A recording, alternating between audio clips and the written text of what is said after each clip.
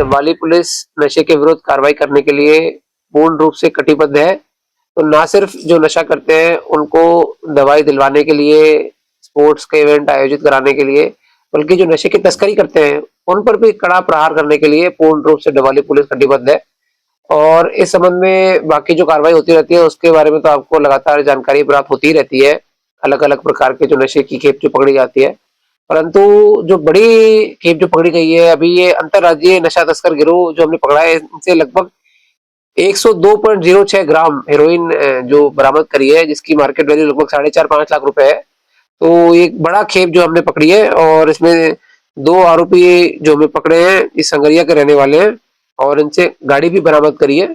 और इनके खिलाफ पहले भी एनडीपीएस एक्ट के अंतर्गत नशा तस्करी के मामले दर्ज हैं। तो मैं समझता हूँ कि हमारी एएनसी टीम की बड़ी अचीवमेंट है, और इनसे ये पता करा जाएगा कि ये कहाँ पर लाते हैं, कब से ला रहे हैं, किस किस को बेचते थे, इससे इन्होंने कितना धनोपार्जन किया, इस पैसे का इन्होंने क्या किया, कोई संपत्ति अर्जित करी कि नहीं करी, इनके गिरोह में और कौन कौन लोग शामिल है कि नहीं है।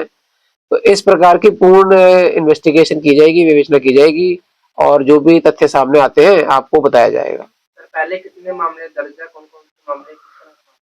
देखिए, इनमें से जो एक आरोपी इनके खिलाफ, कुल मिला के इनके खिलाफ अभी तक जितना पता लगा है, कुछ 4 मुकदमे तो हमको मिल गए हैं, जो सभी तीन, एक तो डबाली में दर्ज है 2023 में, और बाकी सारे संगरिया थाने में दर्ज है। और 2017 के, 2018 के, 2022 के, 2025 के मुकदमे दर्ज है। लेकिन ऐसी पुख्ता खबरें हैं कि भाई इनके खिलाफ और भी मुकदमे दर्ज पाए जाएंगे, अभी उसमें इन्वेस्टिगेशन चल रही है। तो निश्चित रूप से और भी मुकदमे इनके विरुद्ध पाए जाएंगे।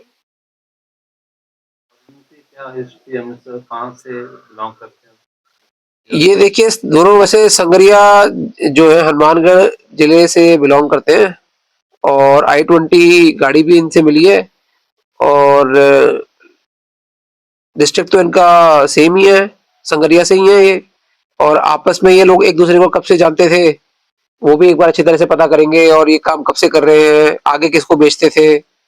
और प्रयास यही है कि जो मेन सप्लायर है, हालांकि ये खुद ही मेन सप्लायर है, क्योंकि इनके बारे में भी किसी ने इन्फॉर्मेशन दी थी, क्योंकि इतनी बड़ी मात्रा में हीरोइन पकड़ा जाना अपने आप में एक बड़ा अचीवमेंट है, कि इस प्रकार का जो ड्रग है वो तो मिलीग्राम या इस तरह की क्वांटिटी में मार्केट में सेल होता है, तो 102 ग्राम पकड़ा जाना ही एक बड़ा अचीवमेंट है। तो यही कुछ, वैसे सप्लायर तो बड़े ही हैं, बट इनके ऊपर भी जो और जहां से भी ये नशे की खेप लाते थे, और किनको सप्लाई करते थे, कहाँ सप्लाई करते थे, क्या इनके मोडस ऑपरेंडी रहता था, तो उन सबको भी अच्छी तरह पता कराया जाएगा। और वाहन के जो सीजन होने से क्या होता है कि जो अपराधी होते हैं उनपे एक शिकंजा कसने में मदद मिलती है, क्योंकि उसका बड़ा इस्तेमाल करते हैं वो एक जगह से दूसरी जगह जाने में, तो उसको भी गिरफ्तार, मतलब उसको भी सीज किया गया है। और प्रयास ये रहेगा कि आगे और पीछे के जो इनके लिंकेज है, बैकवर्ड लिंकेज और फॉरवर्ड लिंकेज, उनको भी पूरी तरह से इन्वेस्टिगेट करके जो भी अन्य अपराधी है उनको भी सलाखों के पीछे भेजा जाए। देखिए, कुछ कस्टमर के इन्फॉर्मेशन तो हमें मिली है ऑब्वियसली, क्योंकि अगर उनके पास इतना ड्रग था तो 100% सेल करने के लिए ये लाए हैं। बट उसमें अभी इन्वेस्टिगेशन स्टेज पे मुकदमा, तो सभी जो तथ्य है वो अभी साझा नहीं किए जा सकते, लेकिन जिन लोगों को सप्लाई करते थे उसकी कुछ इन्फॉर्मेशन प्राप्त हुई है।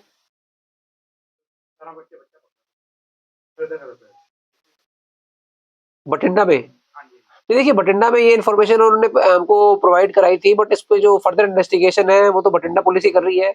और अगर उनको हमसे कोई इन्फॉर्मेशन चाहिए होगी कि भाई इनके कुछ एंटीसीडेंट, तो हम रेगुलरली, हमारे जो काउंटर पार्ट्स हैं, हमारे भी जो थाना प्रबंधक है या डिप्टी साहब है, वो लगातार वहां जाते रहते हैं, वो यहाँ पर आते रहते हैं।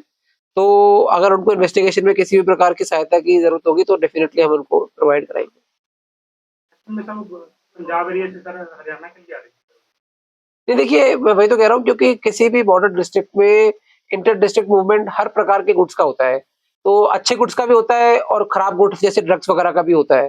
तो अगर इस प्रकार की इन्वेस्टिगेशन में उनको कोई सहायता की जरूरत होगी कि भाई वो यहाँ पर किसके लिए आ रही थी, या आ रही थी कि नहीं आ रही थी, वो जिस प्रकार की भी सहायता की हमसे मांग रखेंगे, वो इन्फॉर्मेशन उनको प्रोवाइड कराई जाएगी।